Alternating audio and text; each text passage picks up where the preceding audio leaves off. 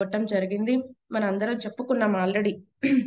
యొక్క వ్యాసదేవుడు ఈ విధంగా ఆవిర్భవించారు. 4వ అధ్యాయంలో వచ్చింది, మొదటి స్కందంలోనే. సో మన గౌడీయ వైష్ణవ సాంప్రదాయంలో కూడా మన ఆచార్యుల యొక్క ఆవిర్భావ తిథిని వ్యాస పూజ కింద సెలబ్రేట్ చేస్తాం. మన ఆచార్యులు మనకు ఆధ్యాత్మిక గురువుల యొక్క ఎపిరెన్స్ డే, ఆవిర్భావ తిథిని ఆ రోజు వ్యాస పూజ అని సెలబ్రేట్ చేస్తాం. ఆ రోజు ఏం చేస్తాం? ఆ యొక్క ఆధ్యాత్మిక గురువు ఏ విధంగా మనకి ఆధ్యాత్మిక జీవితంలో మనని ఉద్ధరించారు అని ఆయన్ని గ్లోరిఫై చేసుకునే రోజు అన్నమాట. మన కృతజ్ఞత ఆ విధంగా మనం వెల్లడించుకుంటాం అన్నమాట. సో మనం చూస్తే శ్రీకృష్ణ భగవానుడి యొక్క గ్రంథకర్త అవతారం కదండి. సో మనకి యొక్క జ్ఞానం అంతా ఇవ్వడానికి శ్రీల వ్యాస దేవుడి కింద ఆవిర్భవించడం జరిగింది ఆషాఢ శుద్ధ పౌర్ణమి రోజున.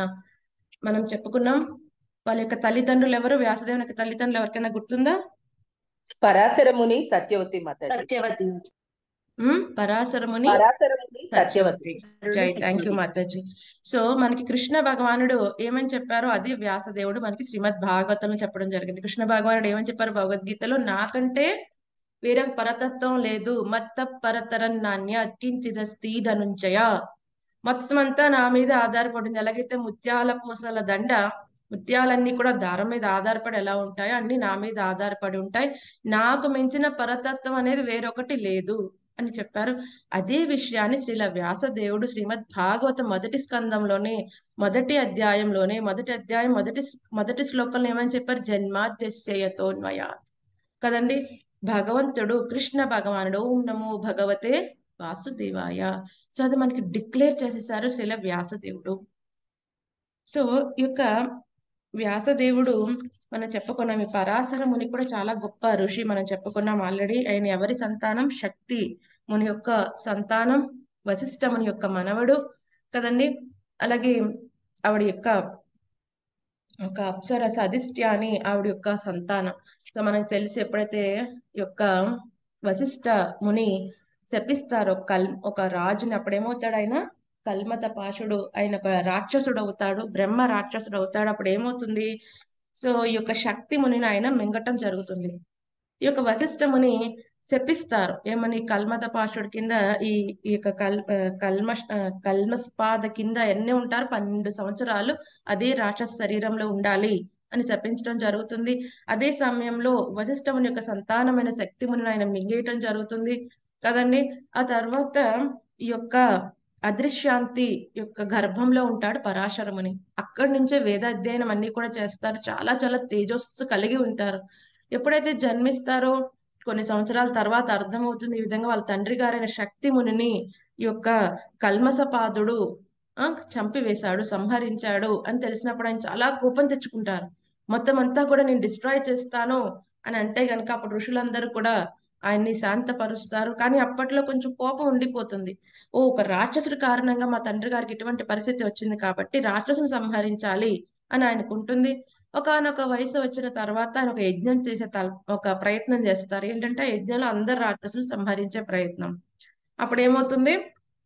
పులస్యముని, వశిష్ఠముని, సప్త ఋషులు అందరూ వచ్చి ఆయనకి చెప్తారు, నాయన పరాశర, మన యొక్క వంశం ఎంత అద్భుతమైన వంశం, మీ తాతగారు వశిష్ఠముని ఎంత క్షమ కలిగి ఉంటారు, యొక్క శక్తిముని కూడా ఎంతో గొప్పవాడు. అటువంటి వంశంలో నువ్వు పుట్టి ఇటువంటి ఒక వంశాన్ని నాశనం చేసే పని చేయవద్దు నాయనా అని ఎప్పుడైతే చెప్తారో ఆయన వింటారు కదండి.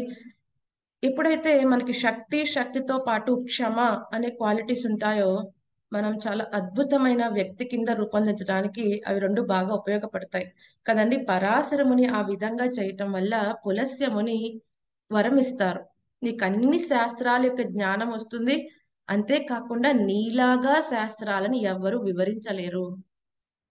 ఎందుకంటే ఆయన చెప్పిన వెంటనే ఆ యొక్క యజ్ఞాన్ని ఆపివేశారు. ఆయన ఆ కోపాన్ని త్యజించారు, క్షమించి వేశారు ఆ రాక్షస శక్తులన్నిటినీ కదా. సో అందుకని ఈ యొక్క పరాశర మునికి అంత శక్తి ఉంది కదని, చాలా శక్తిమంతుడు, అన్ని శాస్త్రాల అన్ని సారమంతా తెలుసు, మంచి బాగా చెప్పగలడు కూడా శాస్త్రాలని. మన మైత్రేయ మునికి కూడా ఆయన చెప్పడం జరుగుతుంది శ్రీమద్ భాగవతం. ఇప్పుడు మనకి తెలిసిన పరంపర ఒకటి ఏదండి? కృష్ణ భగవాను నుంచి బ్రహ్మదేవుడు, బ్రహ్మదేవుడి నుంచి ఎవరు? బ్రహ్మదేవుడి నుంచి ఎవరి దగ్గరికి వచ్చిందండి? నారదుడు నారద ముని, నారదుడి నుంచి వ్యాస మహర్షి, వ్యాసదేవుడు, వ్యాసదేవుడి నుంచి శుకదేవుడు, సుఖదేవ గోస్వామి, సుఖదేవ గోస్వామి నుంచి పరీక్షిత్ మహారాజు, సూత గోస్వామి, పరీక్షిత్ మహారాజు, సౌనకాది ఋషులు. ఇది ఒక పరంపర కదండి. ఇంకొక పరంపర ఉంది.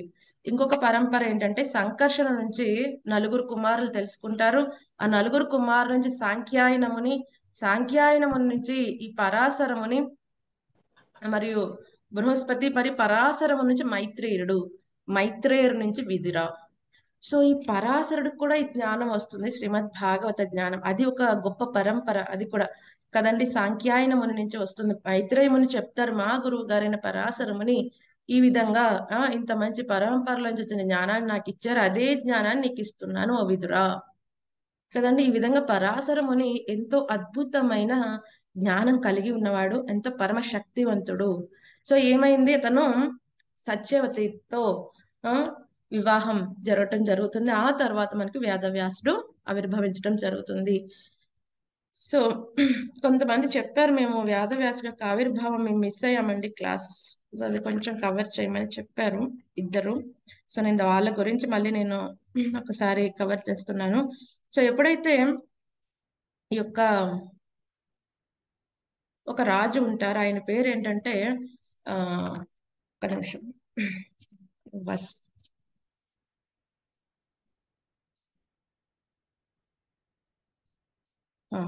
వసురాజు. వసురాజు ఉంటారు. ఇది మనం సత్యవతి యొక్క వృత్తాంతం మనం తెలుసుకుంటున్నాం. ఇప్పుడు పరాశరముడి గురించి తెలుసుకున్నాం, ఇప్పుడు సత్యవతి దేవి యొక్క వృత్తాంతం తెలుసుకుందాం. ఆ తర్వాత మనం వ్యాసదేవుడు ఏ విధంగా ఆవిర్భవించారు, ఆయనకి కృష్ణ ద్వైపాయన వేదవ్యాస అన్న పేరు ఎందుకు వచ్చింది. చాలా మంది యొక్క మెసేజ్ పెట్టారు, మాతాజీ దీని గురించి కూడా వివరించండి. సో మనం అవి కూడా తెలుసుకుందాం. సో ఒకప్పుడు వసురాజు అనే ఒక అతను ఉండేవారు, చేది రాజ్యాన్ని పరిపాలిస్తూ ఉండేవారు. చాలా పరాక్రమవంతుడు. ఒకసారి అరణ్యంలో మామూలుగా వేటకు వెళ్తూ ఉంటే అక్కడ ఉన్న ఋషులందరూ కూడా తపస్సు చేస్తూ ఉంటారు. సో చాలా మంత్రముగ్ధుడు అయిపోతాడు, నేను కూడా తపస్సు ఆచరిస్తా కదండి. తపస్సు ఆచరించడం ప్రారంభిస్తారు. ఇంత ఘోరమైన తపస్సు, ఇంద్రుడు సంతోషిస్తాడు, నాయనా నువ్వు చాలా గొప్ప రాజువి, నువ్వు అక్కడ పరిపాలించాల్సిన బాధ్యత ఉంది, నేను చాలా మెచ్చాను, సరే అయితే వెళ్ళు, నీ యొక్క రాజ్యాన్ని నువ్వు పరిపాలించుకో అని చెప్పి ఇంద్రుడు ఒక దేవ విమానం ఇస్తారు. అలాగే ఇంద్రమాల అని ఒక పూమాల ఇస్తారు అన్నమాట, ఎప్పటికీ వాడిపోదు, అది ఇస్తారు. ఆ తర్వాత అతనికి ఒకటి ఇస్తారు, ఏంటంటే వేణుయాస్తి. వేణుయాస్తి అంటే ఒక వెదురు కర్ర లాంటిది అనమాట. సో అదేంటంటే ఎవరైతే చెడు పనులు చేస్తారో వాళ్ళు శిక్షిస్తుంది. సో ఇంద్రుడు ఈయనకి 3 ఇస్తాడు. ఒకటి విమానం, దేవ విమానం, ఇంద్రమాల, దాన్ని చంద్రమాల కూడా అంటారు కొంతమంది. సో ఇంద్రమాల, నెక్స్ట్ వేణుయాస్తి, అది ఎవరైతే చెడు పనులు చేస్తున్నారో ఆ రాజ్యంలో వాళ్ళని దండిస్తుంది అనమాట. సో ఈ 3 ఇస్తాడు. సో ఈ విధంగా ఈయన ప్రతి సంవత్సరం ఇంద్రుడిని ఆరాధిస్తూ ఉంటాడు. ఇలా కొంతకాలం అవుతుంది. సో అతను ఏమవుతుందంటే ఒకసారి వెళ్తూ ఉంటే అతని రాజ్యం సరిహద్దుల్లోనే ఒక నది ఉంటుంది, సుక్తిమతి నది అని ఒక నది ఉంటుంది. దాని పక్కనే కోలాహలం అని ఒక పర్వతం ఉంటుంది. పేర్లు వింటున్నారా, నేను మళ్ళీ అడుగుతాను, కరెక్ట్ గా వినండి. ఏంటి నది పేరేంటి?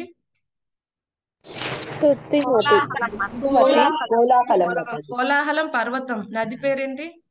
ఇందుమతి. సుక్తిమతి. సుక్తిమతి. నేను లాస్ట్ లో అడుగుతాను, ఎవరు గుర్తు చూద్దాం, ఎవరు విన్ అవుతారు. పేరు సుక్తిమతి, నది పేరు సుక్తిమతి. ఓకే, పర్వతం పేరు కోలాహలం. ఓకే, ఆ కోలాహల పర్వతం దగ్గర ఈ సుక్తిమతి నది ప్రవహిస్తుంది అన్నమాట. ఒకసారి ఏమవుతుంది, ఈ యొక్క కోలాహల పర్వతం ఆ నదికి అడ్డంగా పడిపోతుంది.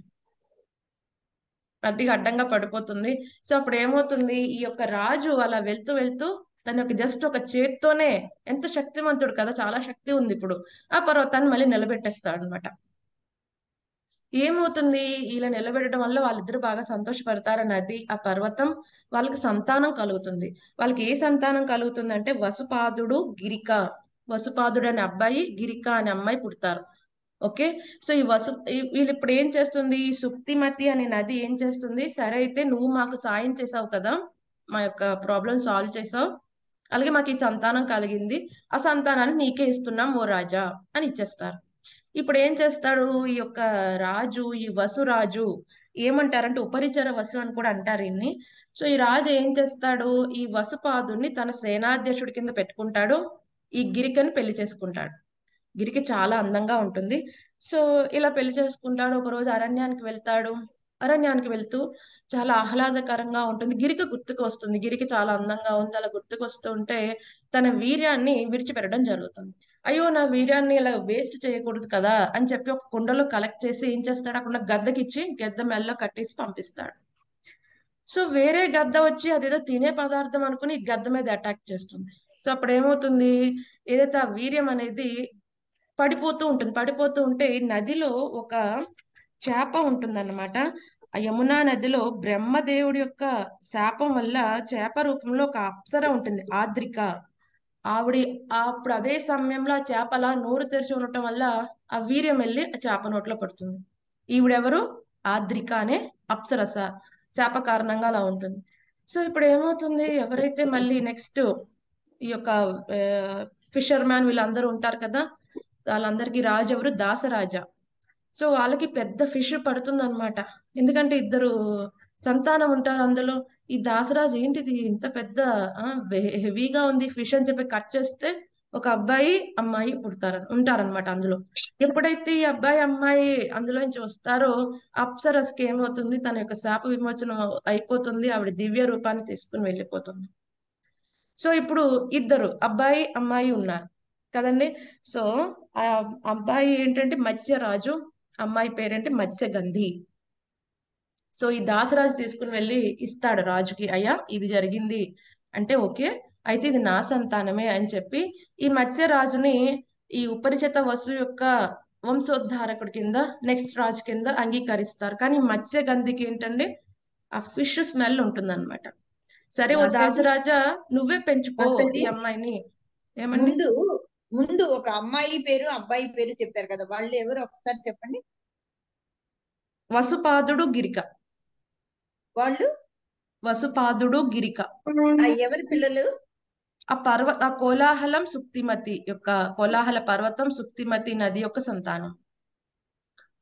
పేరు మళ్ళీ చెప్పండి ఒక్కసారి. కోలాహలం పర్వతం పిల్లల పేరు వసుపాదుడు గిరిక. వసుపాదుడు అబ్బాయి, గిరిక అమ్మాయి. ఓకే. సో ఇప్పుడు ఈ మత్స్యరాజుని రాజు వాళ్ళ అబ్బాయి కింద తీసుకుంటారు. ఈ మత్స్యగంధిని నువ్వే పెంచుకోవయ్యా దాసరాజా అంటారు. సో ఈ దాసరాజు అంటే ఈ యొక్క చేపలు పట్టే వాళ్ళ కమ్యూనిటీలో యొక్క రాజు కింద ఎవరైతే ఉంటున్నారో ఆ దాసరాజు. ఈ మత్స్యగంధి ఆవిడ అక్కడే పెరుగుతుంది, ఆవిడని సత్యవతి అని పేర్చుకుంటారు. సో ఏమవుతుంది, ఎప్పుడైతే ఆవిడ ఏం చేస్తుంది, ఈ నది తటం నుంచి ఆ నది తటంకి అందరినీ తీసుకుని వెళ్తూ ఉంటుంది. మత్స్యగంధి కాబట్టి ఆవిడ దగ్గర నుంచి అంత వాసన వస్తుంటే ఎవరు ఎక్కరు. కానీ ఏమవుతుంది, ఆవిడ జస్ట్ వాళ్ళ తండ్రి ప్రొఫెషన్ లో సాయం చేయడం కోసం ఆవిడ అలా ఇక్కడి నుంచి అక్కడికి ట్రావెల్ చేస్తూనే ఉంటుంది రోజంతా. సో అలా అవుతూ ఉంటుంది. ఒక రోజు పరాశర ముని అటువైపుగా రావటం జరుగుతుంది. అప్పుడు ఆయన దివ్య దృష్టి ద్వారా తెలుస్తుంది, ఇప్పుడు దేవాది దేవుడు ఆవిర్భవించబోయే సమయం అవుతుంది, ఎగ్జాక్ట్ గడియలు రాకపోతున్నాయి. ఎప్పుడైతే ఈ యొక్క మత్స్యగంధి ఇటు సైడ్ నుంచి అటు సైడు పరాశరముని తీసుకుని వెళ్ళే సమయంలోనే పరాశరముని చూస్తారు, ఇది అద్భుతమైన గడియలు, ఇప్పుడు దేవాది దేవుడు ఆవిర్భవించబోతున్నాడు. సో అదే విషయం మత్స్యగంధికి చెప్తారు, నువ్వు ఇప్పుడు భగవంతుని యొక్క అవతారం రాబోతుంది, నువ్వు తల్లి కింద అయ్యే అదృష్టం నీకు వస్తుంది అంటే ఆవిడ అంటుంది, మరి నా యొక్క కన్యత్వం, నేను కన్య కింద ఉండబోను కదా మరి ఫ్యూచర్ లో అంటే లేదు లేదు నీకు ఎటువంటి ప్రాబ్లం లేకుండా మళ్ళీ నువ్వు కన్య కిందే ఉంటావు. మరి నాకు ఈ ప్రాబ్లం ఉంది మత్స్యగంధి నేను అంటే అప్పుడు ఆయన ఒక వరం ఇస్తారు, యోజన గంధి. ఆవిడ ఉన్న ఒక 10 మైళ్ళ వరకు కూడా సుగంధమైన వాసన వచ్చేటట్టు ఒక వరం ఇస్తారనమాట. అప్పటి నుంచి ఆవిడ యోజన గంధి కింద కూడా అవుతుంది, సత్యవతి యోజన గంధి కదండి, అంతకుముందు మత్స్యగంధి. సో ఈ విధంగా అవుతుంది. అప్పుడు ఒక ఐలాండ్ అనేది క్రియేట్ చేస్తారు యమునా నది తటంలో, ఐలాండ్ అనేది క్రియేట్ చేస్తారు. కొంతమంది ఇంకొక 2 నదుల పేర్లు చెప్తారు, బట్ పద్మ పురాణంలో మాత్రం యమునా నది దగ్గర ఒక ఐలాండ్ అనేది క్రియేట్ చేయడం జరిగింది. సో అక్కడ ఐలాండ్ లోనే మనకి అంటే ఫాగ్ అంతా ఉంటుంది అనమాట. అంటే మరి పగలు ఎవరికి కనిపించకూడదు కదా, సో అప్పుడు ఫాగ్ అనేది క్రియేట్ చేయడం జరుగుతుంది ఒక ఐలాండ్ లో. అప్పుడు వ్యాస మహర్షి, వ్యాస దేవుడు ఆవిర్భవించడం జరుగుతుంది అన్నమాట.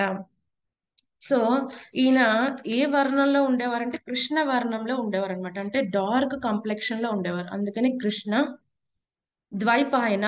ఎందుకంటే ఆ ద్వీపంలో కదండి, ఐలాండ్ లో జన్మించారు, ఆవిర్భవించారు కాబట్టి ద్వైపాయన. వేద వ్యాస, కృష్ణ ద్వైపాయన అని పిలిచేవారు. కానీ వేదవ్యాస అనేది ఎప్పుడు వచ్చింది? ఆయనకి ఎప్పుడైతే ఈ వేదాలన్నిటినీ 4 భాగాలుగా విభజించారో అప్పటి నుంచి వేద వ్యాస. వ్యాస అంటే ఎవరండి? గురువు. ఆయన ఆది గురువు, మనందరికీ జ్ఞానం ఇచ్చిన ఆది గురువు కదండి. అందుకనే కృష్ణ ద్వైపాయన వేద వ్యాస.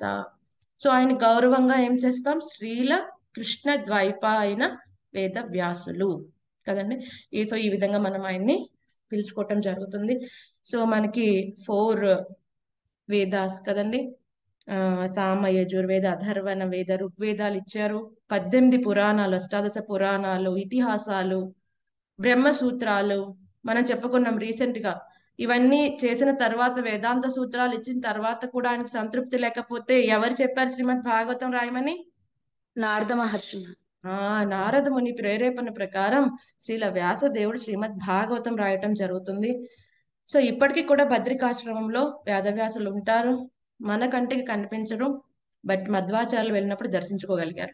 మధ్వాచార్యులు ఎప్పుడు ఆయన రాసిన కమెంటరీ, మన యొక్క పరంపరలో ఉన్న మధ్వాచార్యులు కదండి, నారదముని మధ్వాచార్య కదండి. సో మధ్వాచార్య ఎప్పుడు కూడా తను రాసిన ఏమంటారు భాష్యాలన్నీ కూడా వేదవ్యాసుల చేత కరెక్షన్ చేయించుకుని వచ్చేవారు అనమాట. సో ఆయన వాయుదేవుని అవతారం కదా. ఎప్పుడైనా మనం ఒకసారి చెప్పుకుందాం మధ్వాచార్య గురించి. చాలా అద్భుతంగా ఉంటుంది. వెరీ వెరీ పవర్ఫుల్ ఆచార్య, వెరీ పవర్ఫుల్ ఆచార్య. సో ఆయన వెళ్ళి అన్ని కరెక్ట్ చేసుకుని రావటం జరుగుతుంది కదండి. సో ఈ విధంగా ఈ శ్రీల వ్యాసదేవుల వారు మనకి ఈ యొక్క 4 వేదాలు డివిజన్ చేసిన తర్వాత ఒక్కొక్కరికి ఇవ్వటం జరుగుతుంది. నలుగురు ప్రముఖులకి ఇస్తారు. ఆ తర్వాత ఈ యొక్క రోమహర్షణ సుతాకి పురాణాలన్నీ ఇస్తారు. అలాగే మన యొక్క 7 కదండి, 7 చిరంజీవుల్లో ఎవరెవరు ఉన్నారు? 7 చిరంజీవులు ఎవరు చెప్పండి? ఒకళ్ళు వేదవ్యాసులు, ఆంజనేయ స్వామి, హనుమంతుల వారు, మార్కండేయ, బలి చక్రవర్తి, బలి చక్రవర్తి, ధ్రువ, పరశురాముడు, మార్కండేయముని, విభీషణుడు, అశ్వత్థామ, నెక్స్ట్ కృపాచార్య కదండి. వీళ్ళు 7. మార్కండేయ ముని కూడా చెప్తారు 8వ వ్యక్తి కింద. ఎందుకంటే ఆయనకి ఎన్ని కల్పాల సమయం ఉంది? ఆయనది 7 కల్పాల సమయం ఉంది. అందుకనే 8వ చిరంజీవి కింద మార్కండేయ ముని కూడా అందులో యాడ్ చేయడం జరుగుతుంది. సో ఈ విధంగా అప్పటి నుంచి కూడా మన యొక్క ఆది గురువు శ్రీల వ్యాసదేవుల వారు. సో ఎవరైతే మనకి ఈ యొక్క ఆధ్యాత్మిక జ్ఞానం ఇస్తున్నారో వాళ్ళందరూ కూడా వ్యాసదేవుని రిప్రజెంటేషన్ చేస్తున్న వాళ్ళు, వ్యాసదేవుని యొక్క ప్రతినిధులు. ఎవరు వ్యాసదేవుని యొక్క ప్రతినిధులు అనిపించుకుంటారు?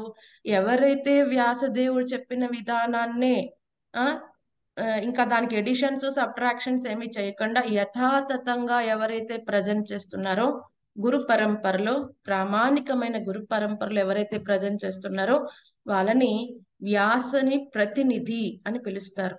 అంతేకాకుండా ఏదైతే వ్యాసదేవుడు ఇచ్చిన ఆధ్యాత్మిక జ్ఞానాన్ని ఎవరైతే కూర్చుని ప్రవచనం చెబుతూ ఉంటారో ఆ కూర్చున్న ఆసనాన్ని వ్యాసాసనం అని అంటారు.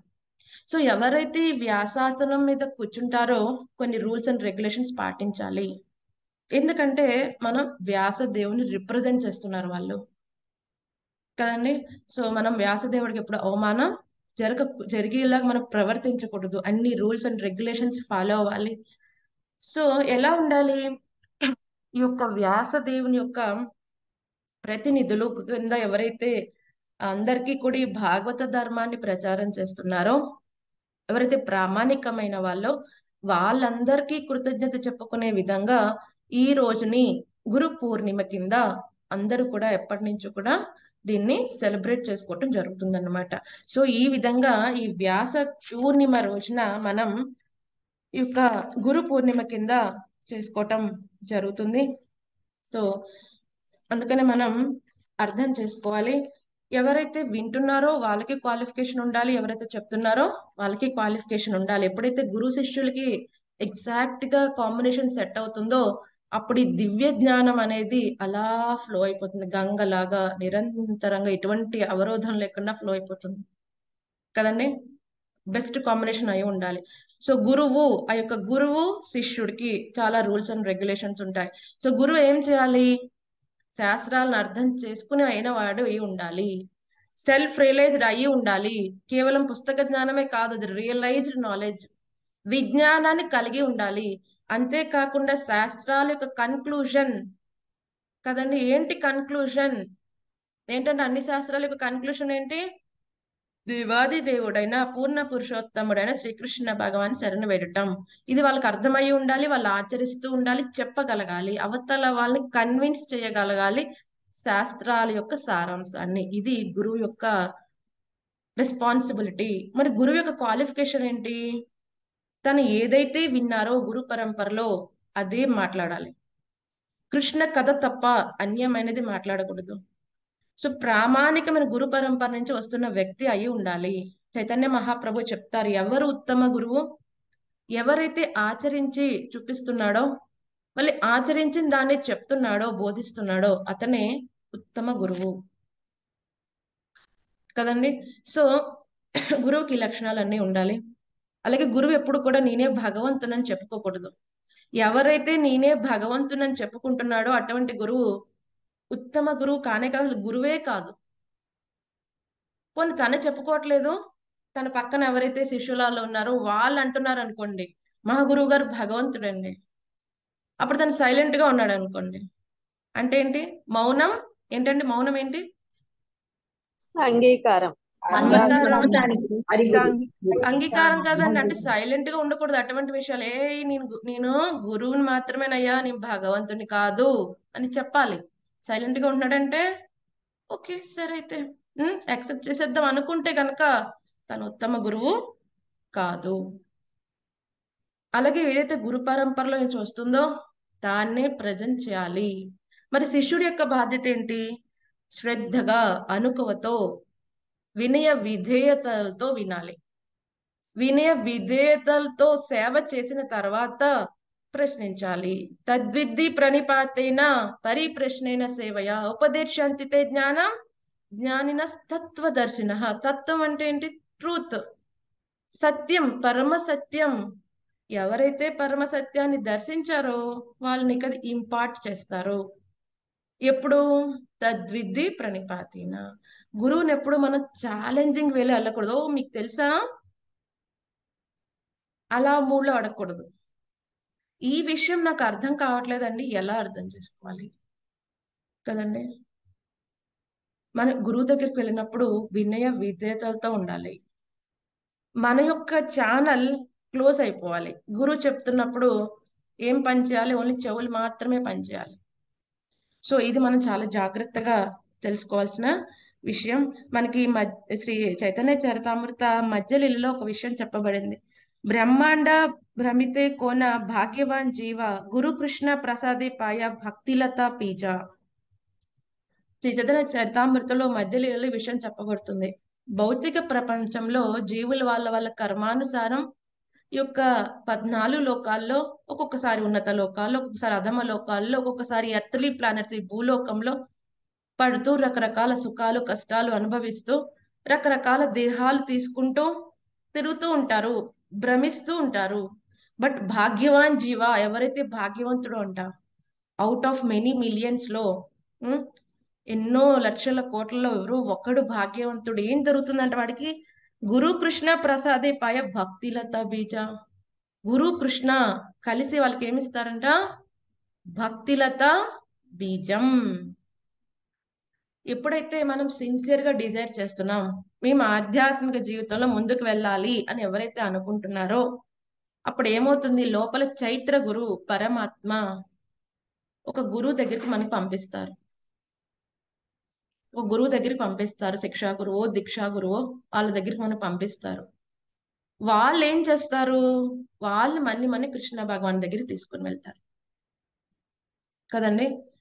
సో పరమాత్మ బయట భగవంతుని యొక్క అంతరంగక సేవకులు గురువు మళ్ళీ కృష్ణ భగవానుడు, వీళ్ళు ముగ్గురు జీవుని ఏం చేస్తారు, ఉద్ధరించే ప్రయత్నం చేస్తారు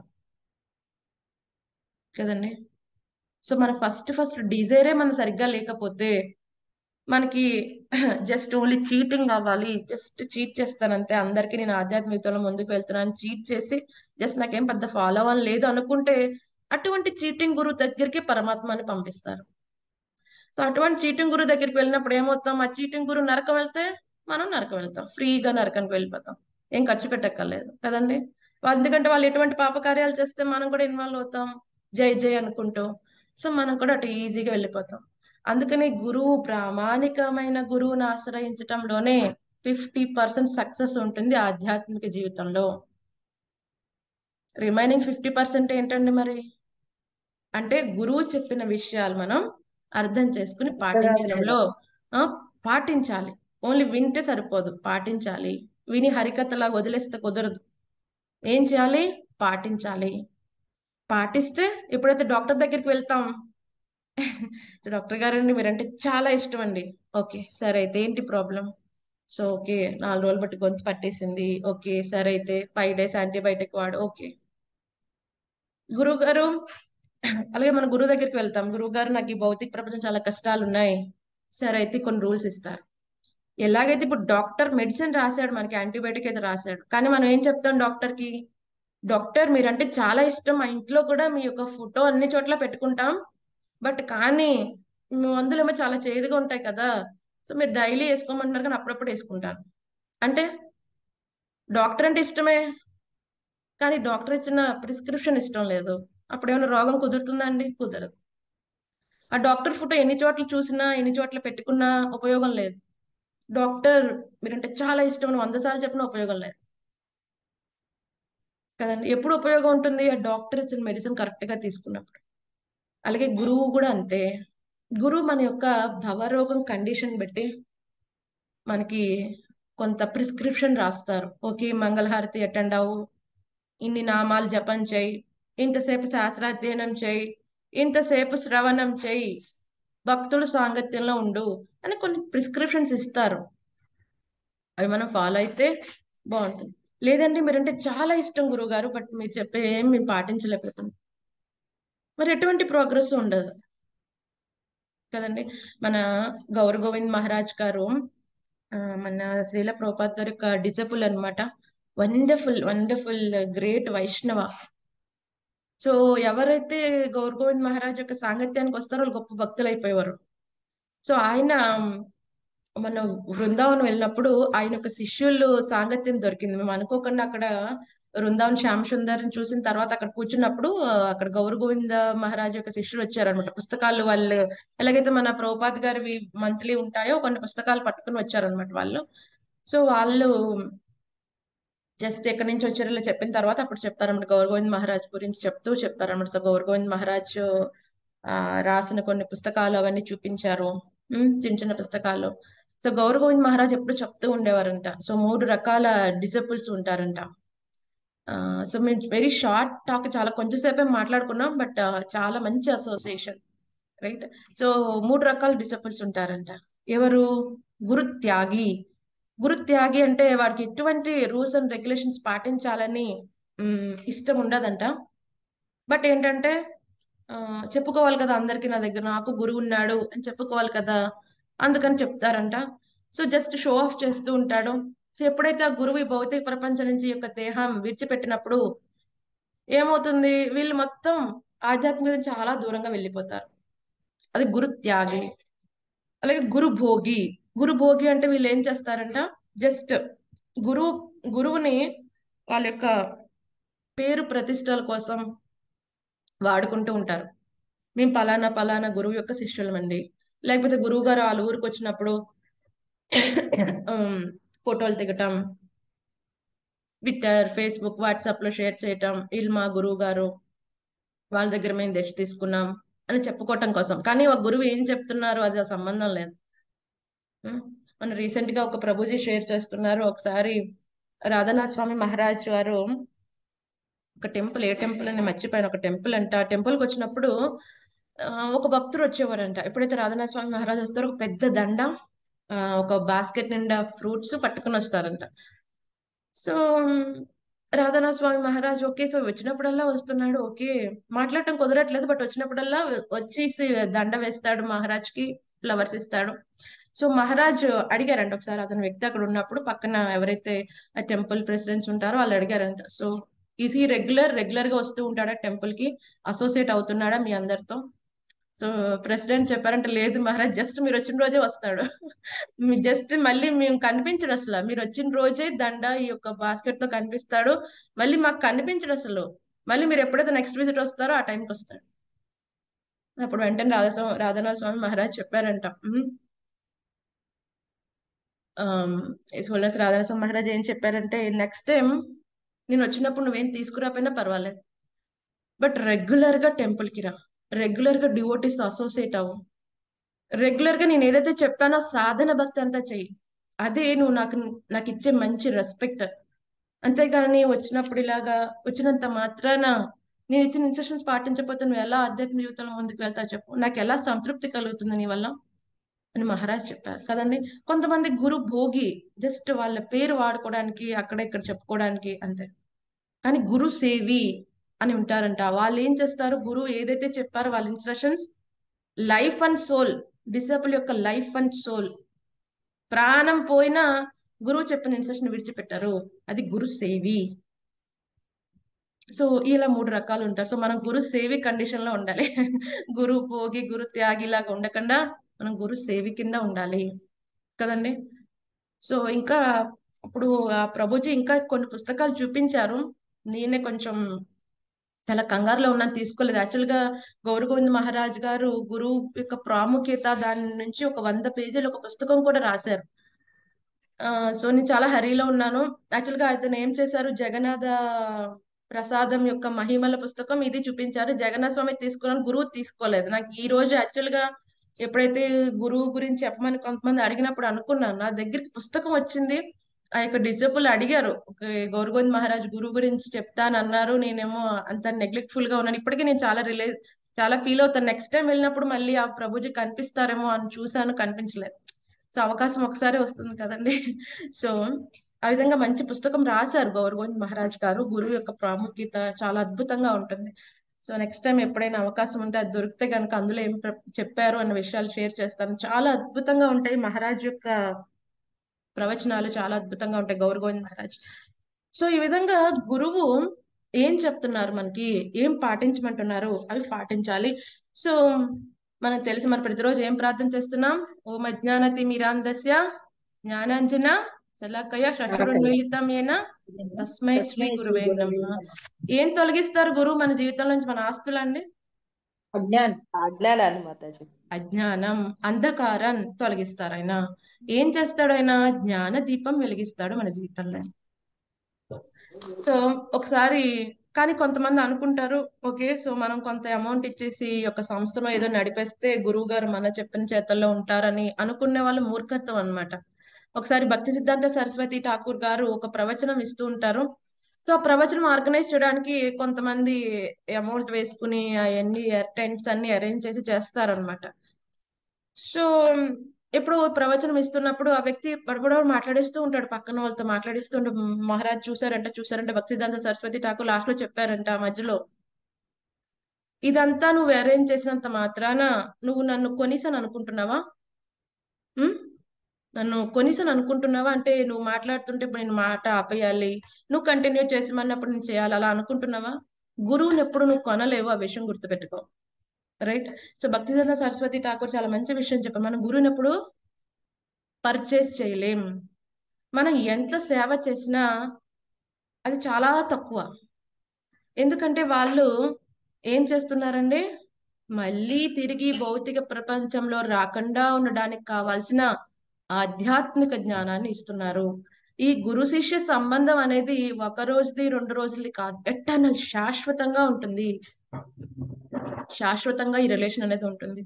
అలాగని మనకి ఏదైనా జ్ఞానం ఇచ్చేటప్పుడు టెస్ట్ ఉంటాయి, కొన్ని పరీక్షలు పెడతారు, అది పాస్ అయితే ఇస్తారు.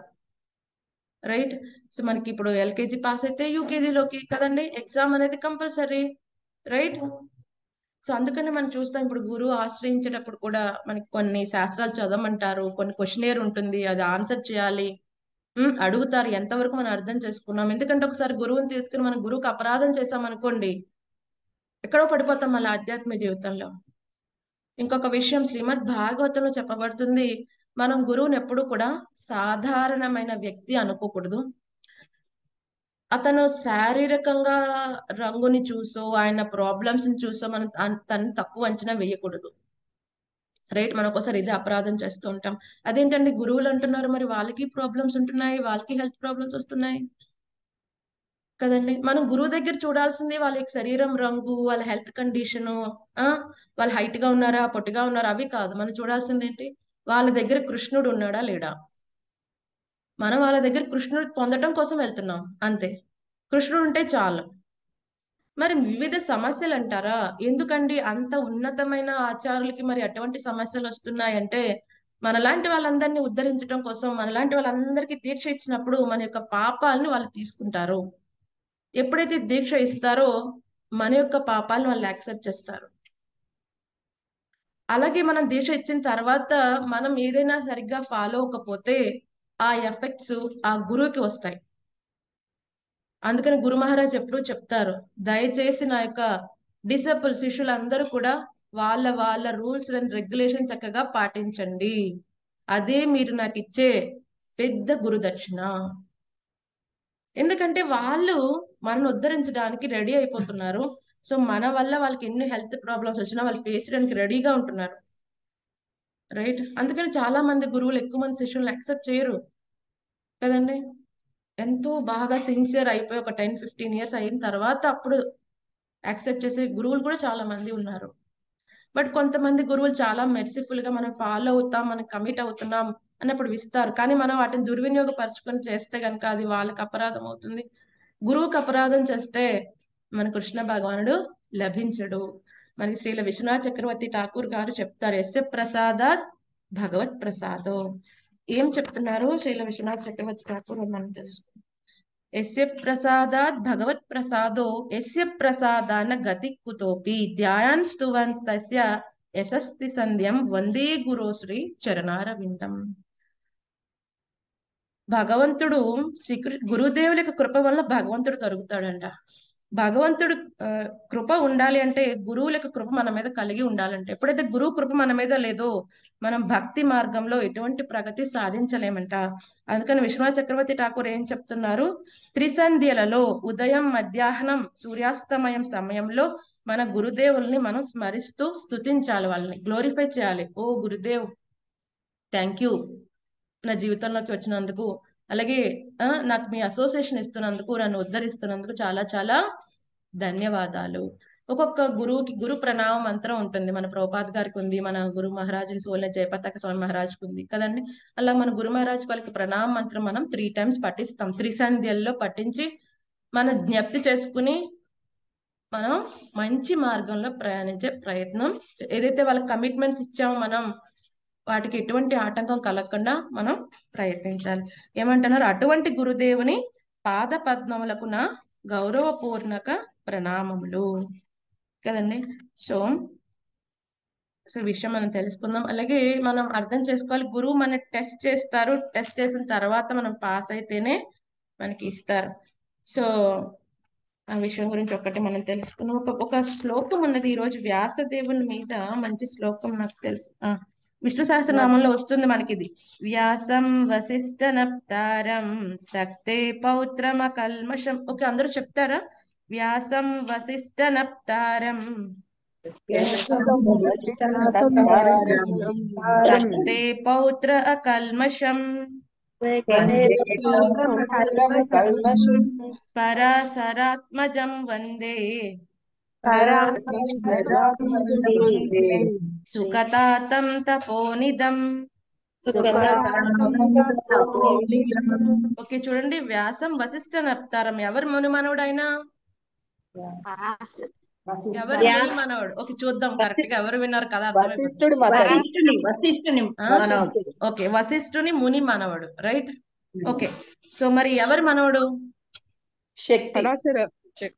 శక్తి ముని యొక్క మనవడు. అయ్యో హాఫ్ అయిపోయింది.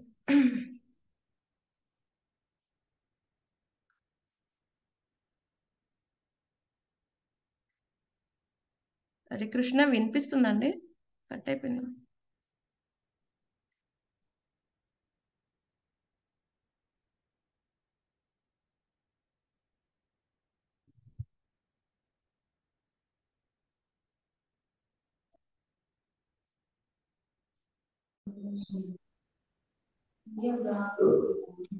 హరే కృష్ణ వినిపిస్తుందండి?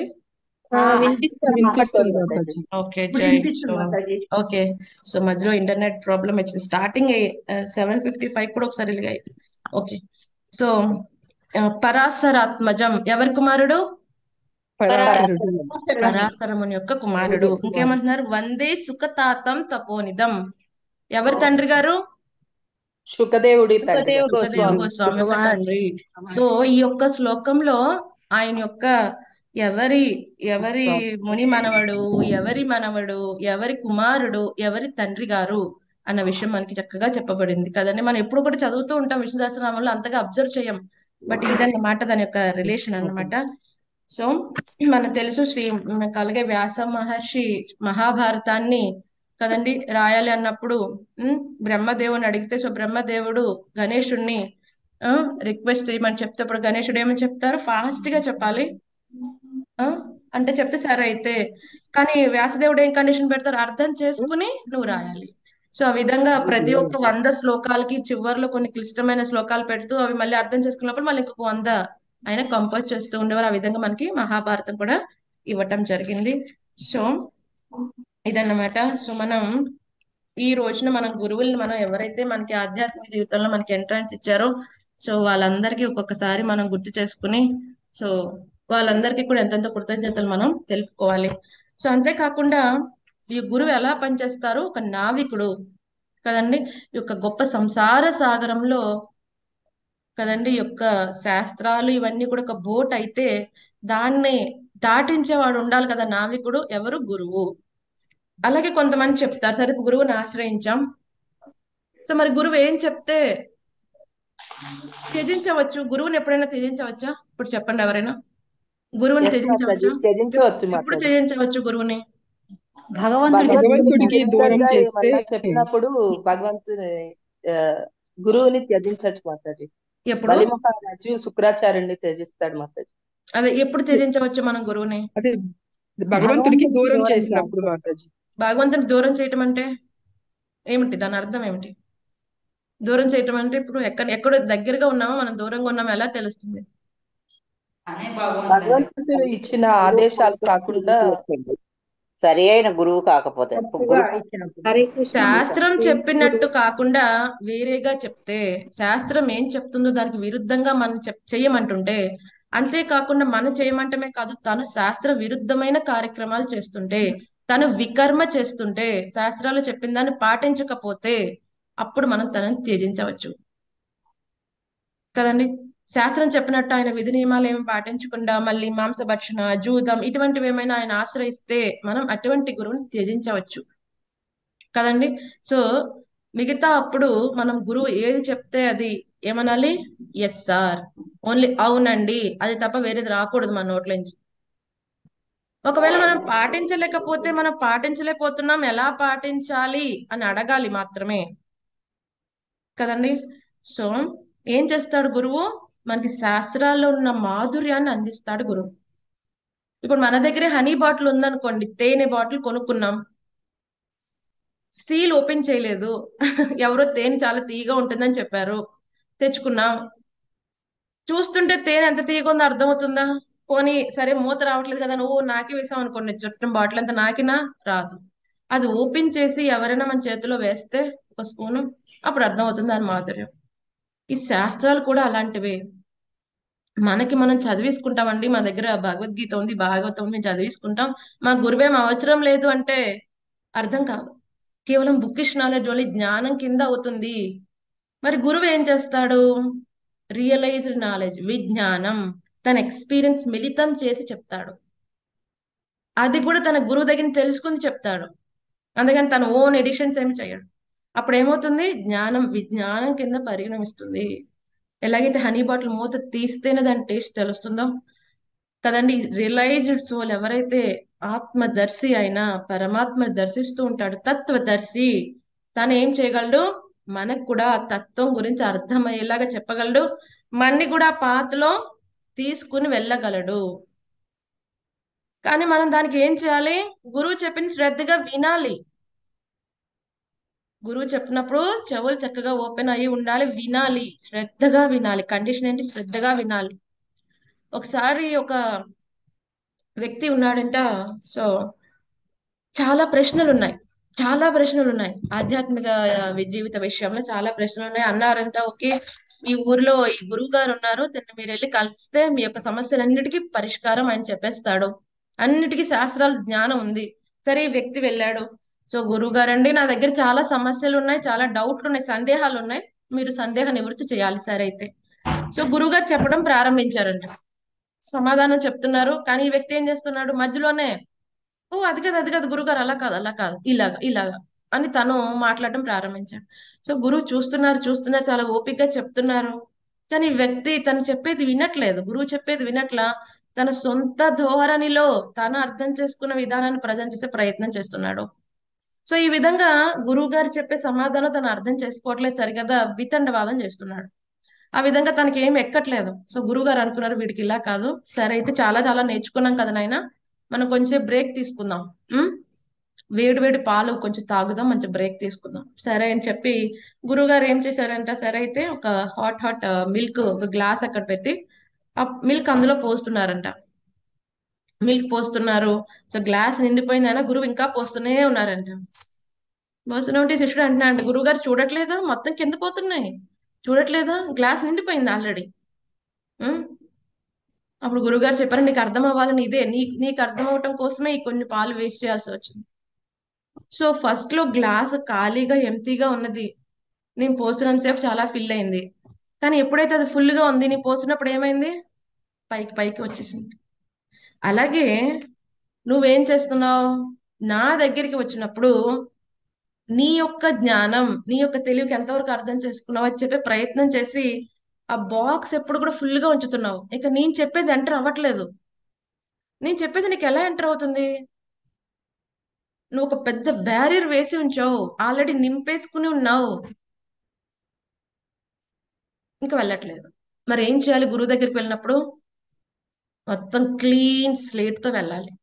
అప్పుడు గురువు రాసింది ఆ స్లేట్ మీద మనకు అర్థం అవుతుంది. లేదు స్లేట్ నిండా నాకు ఇష్టం వచ్చిన అక్షరాలన్నీ రాసుకుని వెళ్ళి గురుగారు ఇప్పటి నుంచి నేర్పించండి అలాంటే చాలా కష్టం. సో గురుగారు ఏం చేయాలి? మనం రాసినవన్నీ ఎరేజ్ చేయాలి ఫస్ట్, ఆ తర్వాత తను రాసింది మనకు అర్థం అవుతుంది కదండి. అందుకని మనం గురువు దగ్గరికి వెళ్ళినప్పుడు మన సొంత కవిత్వాలు, మన మైండ్ ఏం చెప్తుంది, మన ఆలోచన ఏంటి, అవన్నీ పక్కన పెట్టేయాలి. గురువు ఏం చెప్తున్నారో అదే అర్థం చేసుకునే ప్రయత్నం చేయాలి. ఓన్లీ గురువు ఛానల్ మాత్రమే ఓపెన్ అయ్యి ఉండాలి. అప్పుడు మనకి చక్కగా అర్థమవుతుంది, మనం పాటించగలం కదండి. సో గురువు మీద మెయిన్ నమ్మకం ఉండాలి. ఈ గురువు నేను ఆశ్రయిస్తే మళ్ళీ ఇంకొక తల్లి గర్భంలోకి నేను పెట్టబడను అని నమ్మకం మనకి కలిగి ఉండాలి. ఆయన మాట మీద, ఆయన చెప్పే విషయాల పట్ల. ఎందుకంటే గురువు మన ఆదేశిస్తున్నారంటే ఆదేశంతో పాటు ఏమి వస్తుంది? ఆదేశాన్ని పాటించే శక్తి కూడా వస్తుంది. ఇది మనం గుర్తుపెట్టుకోవాలి. అదేంటండి అలా ఆదేశించేస్తున్నారు, ఆయనైతే సన్యాసి, నేనైతే గృహస్థ అని ఎలా పాటించను? ముందే మనకి సందేహం, కనీసం ఒక రోజు కూడా ప్రయత్నించాం. గురుగారు లేగమ్మా మంగళహారతి అని అంటారు ఫస్ట్ రోజే, ఓ ఈయనైతే సన్యాసి కాబట్టి పొద్దున్న లెగిసిపోతారు, మరి నేను గృహస్థురాలని ఎన్ని పనులు చేయాలి? ముందే సందేహం. కానీ ఆయన ఎప్పుడైతే ఆదేశం ఇచ్చారో ఆదేశంతో పాటించే శక్తి కూడా ఇచ్చాడు ఆయన. ఎప్పుడైతే మనం ఇంప్లిమెంట్ చేస్తున్నాం మనకు అర్థమవుతుంది, ఎస్ ఇది నేను చేస్తున్నాను అంటే ఒకప్పుడు నేను చేయలేకపోయాను, కానీ ఇప్పుడు చేస్తున్నాను అంటే నా గురువు యొక్క అపారమైన కృప కదండి. ఎప్పుడైతే గురువు యొక్క అపారమైన కృప ఉంటుందో, ఎస్య ప్రసాదాత్ భగవత్ ప్రసాదో, భగవంతుని యొక్క కరుణ దొరుకుతుంది. డైరెక్ట్ గా నాకు భగవంతుడే కావాలి, గురువు వద్దు అనుకుంటే ఎన్నో వేల లక్షల జన్మల తర్వాత అయినా భగవంతుడు దొరుకుతాడో లేదో సందేహమే కదండి. సో గురువు కావాలా, భగవంతుడు కావాలంటే వెంటనే గురువే కావాలనాలి. ఎందుకంటే గురువు ఉంటే భగవంతుడి దగ్గరికి ఆయన తీసుకుని వెళ్తాడు. ఉం? కదండి. సో గురువు కావాలి. ఇక్కడే కాదు, ఓకే, ఆధ్యాత్మిక ప్రపంచానికి వెళ్ళాక నాకు గురువు అవసరం లేదా చెప్పండి? ఆధ్యాత్మిక ప్రపంచానికి వెళ్ళాక మనం ఫ్రీ అయిపోతామండి, అప్పుడు గురువుకి దాసోహం చెప్పక్కర్లేదా? లేదు మాతాజీ, గురువు కావాలి మాతాజీ. చెప్పాలి మాతాజీ, గురువు కావాలి. ఎటర్నల్ గా ఉంటారు. గురువు ఎటర్నల్ గా ఉంటారు. ఆధ్యాత్మిక ప్రపంచంలో మన గురువు ఉంటారు, ఏదో ఒక గోపి రూపంలోనో గొప్ప బాలుడి రూపంలోనో ఉంటారు. సో నేను ఒకసారి మా శిక్షకులను అడిగాను, మరి ఎలా గుర్తుపట్టాలి మన గురువు గారిని అక్కడికి వెళ్ళినప్పుడు అంటే, నువ్వేం గుర్తుపట్టక్కర్లేదు, వాళ్ళు వచ్చి నిన్ను వెల్కమ్ చెప్తారు, వాళ్ళు వచ్చి నీకు షేక్ హ్యాండ్ ఇస్తారు, నువ్వు పెద్ద శ్రమ పడక్కర్లేదు, నువ్వు ముందు అక్కడికి వెళ్ళే ప్రయత్నం చెయ్యి అని మా శిక్షకులు చెప్పారు. ఒకసారి ఎప్పుడైతే భీష్మదేవుడు ప్రేయర్స్ చదువుతున్నప్పుడు నాకు బాగా ఒక ఉత్సాహం వచ్చింది అనమాట. భీష్మదేవుడు ఆధ్యాత్మిక ప్రపంచంలో ఏ రూపంలో ఉంటారు? సో నేను మా శిక్షకులను అడిగాను, ఎలా గుర్తుపట్టాలి? ఇప్పుడు భీష్మదేవుడు ఆధ్యాత్మిక ప్రపంచంలో ఉంటారు కదా, అక్కడ ఒక ఆధ్యాత్మిక రూపంలో ఉంటారు కదా, మరి భీష్మదేవుల గడ్డం, తెల్ల గడ్డం పెట్టుకుని అవన్నీ పెట్టుకుని ఉండరు కదా. సో సో భీష్మదేవ, మీకు నేను చాలా ఫేవరెట్, మీ ప్రేయర్స్ నాకు చాలా ఇష్టం అని మాట్లాడాలంటే ఎలా కుదురుతుంది? ఉం? అని అంటే అప్పుడు అన్నారు మా శిక్షా గురువులు, ఇప్పుడేం ఎక్కువ ప్లాన్స్ వేయద్దు, జస్ట్ ఆ డిజైర్ ఉంచుకో చాలు. ఎప్పుడైతే నువ్వు వెళ్ళినప్పుడు ఆ భీష్మదేవుడు నీకు వచ్చి మీట్ అవుతారు. సో మనం ఏం చేయాలి? ముందు అక్కడికి వెళ్ళే ప్రయత్నం చేయాలి. అక్కడికి వెళ్ళాక వాళ్ళని ఎలా కలవాలనే తర్వాత విషయం, వాళ్ళే వచ్చి మనం వెల్కమ్ చేస్తారు. ఓకే, కనీసం ఇన్నాటికి వచ్చాడు ఈ మూర్ఖుడు, అంత బుద్ధి వచ్చింది అని చెప్పి వెంటనే మన వాళ్ళు తీసుకుని వెళ్తారు. సో దీని అంతటికి మనకి ఎవరు హెల్ప్ చేస్తారు ఇక్కడి నుంచి అక్కడ తీసుకుని వెళ్ళటానికి? గురువులు. అటువంటి గురువు మనకి ఆధ్యాత్మిక జ్ఞానం ఇస్తారు. ఆధ్యాత్మిక జ్ఞానం ఇవ్వడానికి మొట్టమొదటి ఆది గురువు ఎవరు? మనకి వ్యాసదేవుడు. ఇదంతా ఇవ్వటం కారణంగా మనం ఈరోజు గురు పౌర్ణిమ చేసుకుంటున్నాం. సో వ్యాసదేవుకి జై. సో ఏమైనా సందేహాలు ఉన్నాయా డివోటీస్? సో రేపు మనం ఉత్తరాదేవి యొక్క ప్రార్థనలు కంటిన్యూషన్ చేద్దాం. ఉత్తరాదేవి ప్రార్థించిన తర్వాత ఏం జరిగింది అని. సో ఈ రోజు మనం వ్యాస పూర్ణిమ, గురు పూర్ణిమ గురించి మనం చెప్పుకున్నాం, గురువు యొక్క ఆవశ్యకత చెప్పుకున్నాం. ఓకే, సో ఏమైనా సందేహాలు ఉన్నాయా? హరే కృష్ణ మాతాజీ. హరే కృష్ణ మాతాజీ. మాతాజీ, శ్రవణం గురించి కూడా 3 రకాలు ఉంటారని చెప్పారు కదా, ఇది శాస్త్రంలో ఉందా లేకుంటే గురువులు చెప్పిందా మాతాజీ? ఆమ్, 3 రకాల కొన్ని శ్రవణాలు మన ఉంటాయి. గౌర గోవింద్ మహారాజ్ గారు చెప్తారండి. గౌర గోవింద్ మహారాజ్ గారి యొక్క ప్రవచనాల్లో విన్నవి మనకు చెప్పాను కదా. గౌర గోవింద్ మహారాజ్ గారు కొన్ని పుస్తకాలు రాశారు. సో వాటిలోంచి మనం తీసుకున్నవే, ఏదైతే మనం చెప్తున్నాం అన్ని మన ఆచార్యులు చెప్పినవే, మనం ఏది బయటకు వెళ్ళేది లేదు. సో ఈ 3 టైప్స్ ఆఫ్ గురువుస్ కూడా మన గౌర గోవింద్ మహారాజ్ చెప్పినవే అన్నమాట. ఆయన ప్రవచనాల్లో చెప్పారనమాట. సో ఆయన చాలా మంచి మంచి ఎగ్జాంపుల్స్ ఇచ్చారు. సో నాకు ఆ పుస్తకం తీసుకోలేదు, బట్ ఓకే. బట్ మన గౌర గోవింద్ మహారాజ్ మన ఆచార్యులు చెప్పినవే మాతాజీ, మనం ఏదైతే చెప్తున్నామో అంత. అయినా ఈ 3 శిష్యుల గురించి మనకి తెలుగు బుక్స్ లో కూడా చిన్నప్పుడు వచ్చున్నాయి మాతాజీ. వచ్చాయా మాతాజీ? ఓకే. సో మన ఆ, గౌర గోవింద్ మహారాజ్ గారు చెప్తారనమాట. ఆయన శాస్త్రాల నుంచి రిఫరెన్స్, గౌర గోవింద్ మహారాజ్ ఏది మాట్లాడి శాస్త్రాల నుంచి రిఫరెన్స్. సో అందుకని మనం పక్కాగా గౌర గోవింద్ మహారాజ్ మాట్లాడింది మనం చెప్పుకోవచ్చు. బట్ ఆ ఇది పుస్తకం నాకు చెప్పండి, దొరకలేదు. ఇది చెప్పండి మాతాజీ. ఎస్ ప్రసాద, భగవత్ ప్రసాద, ఎస్య ప్రసాదాత్. నేను చెప్తాను కరెక్ట్ గా రాసు. ఎస్య గురువాక్యం ప్రసాదాత్ వస్తుంది. భగవత్ ప్రసాదో ఎస్య ప్రసాదాన్న గతి కుతోపి ధ్యాయాన్ స్తువన్స్ తస్య యశస్తి సంధ్యం వందే గురో శ్రీ చరణారవిందం. గురువాష్టకం మాతాజీ శ్రీల విశ్వనాథ్ చక్రవర్తి ఠాకూర్ మన వైష్ణవ పాఠాల పుస్తకంలో మనకు దొరుకుతుంది. ఇది కొంచెం గ్రూప్ లో పెట్టగలరా మాతాజీ? నేను పెడతాను మాతాజీ, పెడతాను. అలాగే మాతాజీ. ఓకే, సో ఏమైనా సందేహాలు ఉన్నాయా? ఓకే, సందేహాలు లేకపోతే నేను అడుగుతాను, ఎంత శ్రద్ధగా విన్నారు? అలాగే మాతాజీ. ఓకే, అడగండి సో మాతాజీ. ఎక్కడి నుంచి ప్రారంభిద్దాం? ఓకే, వశిష్ఠముని ఎవరిని శపించారు? ఏ రాజుని శపించారు? ఎటువంటి రాక్షసుడు అయ్యాడు? కల్మషపాదుడు మాతాజీ. కల్మషపాదుడు. వండర్ఫుల్. ఓకే, సో ఎన్ని సంవత్సరాల శాపం? 12 సంవత్సరాలు మాతాజీ. 12 సంవత్సరాలు. ఓకే, సో పరాశరముని యొక్క తండ్రి గారి పేరు? శక్తి శక్తి ముని. మాతాజీ. శక్తి మాత. వాళ్ళ అమ్మగారి పేరు? శక్తి మాత్రమే చెప్పారు, అమ్మగారి పేరు చెప్పలేదు మాతాజీ. చెప్పాను. Adrishyanti. Adrishyanti. Adrishyanti. Okay, okay. So మన మత్స్యగంధి వాళ్ళ నాన్నగారి పేరేంటి? ఇది దాసరాజు. దాసరాజు వసు పెంచిన అతను, దాసరాజు వసు పెంచిన అతను. వసు వసురాజు మాతాజీ. ఏం వసు ఆయన? ఉపరిచర వసు. ఉపరిచర వసు. ఆయనకి ఇంద్రుడు ఏమిచ్చారు? 3. ఇంద్రమాల, విమానం, ఒకటి దండం మాతాజీ. వేణుయాస్తిని, వెదురుకర్ర. వేణుయాస్తిని. ఓకే. సో ఎవరిని వివాహం ఆడాడు ఆయన? ఎవరిని వివాహం ఆడాడు ఆయన? గిరికాని మాతాజీ. గిరిక. ఓకే. గిరిక వాళ్ళ సోదరుడి పేరేంటి? వసుపాదుడు. వసుపాదుడు. వసుపాదుడిని ఏ విధంగా వాడుకున్నారు? సేనాధ్యక్షుడి కింద. సైన్యాధ్యక్షుడి కింద. ఓకే. సో సత్యవతికి ఇంకో పేరేంటి? Matsyagandhi. Yojanagandhi. Matsyagandhi, Yojanagandhi. Right. Okay. So ఎవరి పుత్రిక గరిక? తుతిమతి నది కోలాహల పర్వతం.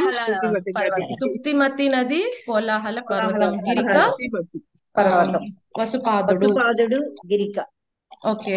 సో ఈ పురాణ ఇతిహాసాలన్నీ ఎవరికి హ్యాండ్ ఓవర్ చేశారు? ఎవరికి ఇచ్చారు ఆ జ్ఞానం అంతా వ్యాసదేవుడు? రోమహర్షణ సుత. ఏం చెప్పుకున్నాం? ఈ వ్యాస పుణ్యం ఏ తిథిన వస్తుంది?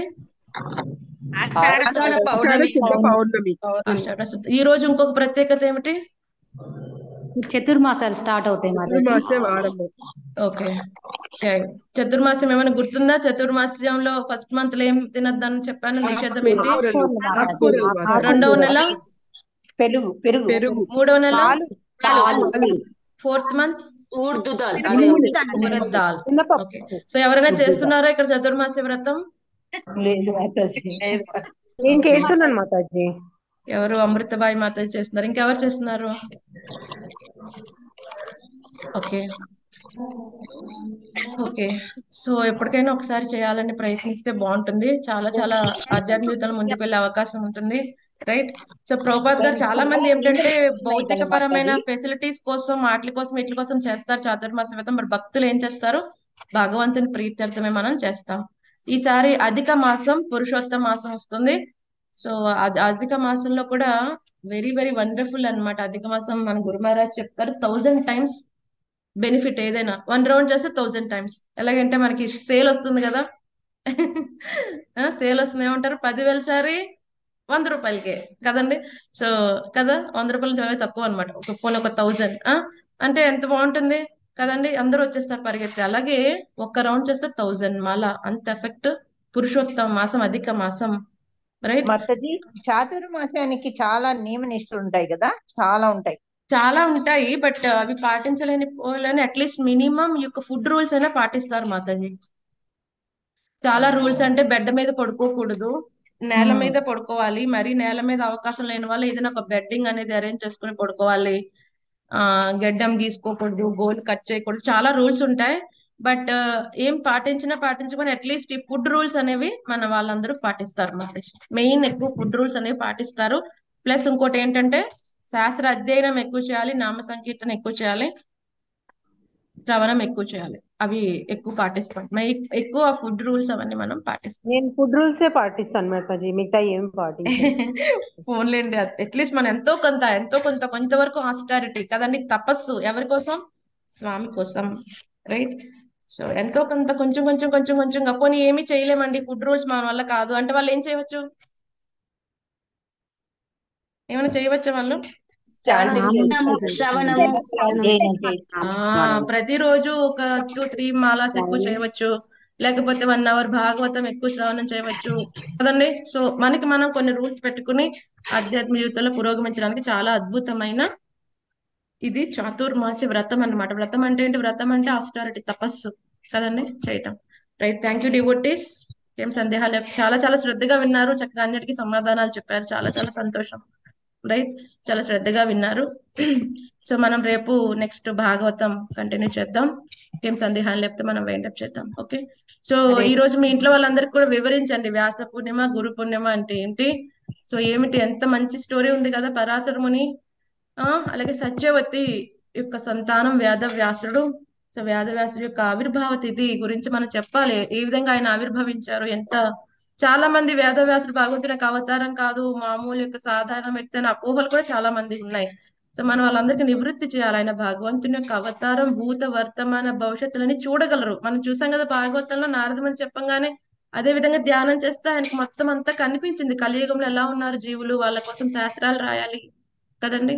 సో వాళ్ళకి ఈ వృత్తాంతం అంతా చెప్పి వ్యాసదేవుడి పట్ల అమితమైన గౌరవం, భక్తి, శ్రద్ధ కలిగేలా చూడాలి. అలాగే ఎవరైతే శాస్త్రాలని ఎటువంటి గౌరవం లేకుండా వాళ్ళకి ఇష్టం వచ్చినట్టు వాక్యాలు చేస్తున్నారో అటువంటి వాళ్ళ దగ్గర వినకుండా మనం ఎవరైతే వ్యాస ప్రతినిధి కింద ఎవరైతే ఉన్నారో వాళ్ళ దగ్గర నుంచి విని మనం శాస్త్రాన్ని చక్కగా అర్థం చేసుకుంటే మన జీవితం ఉద్ధరించబడుతుంది.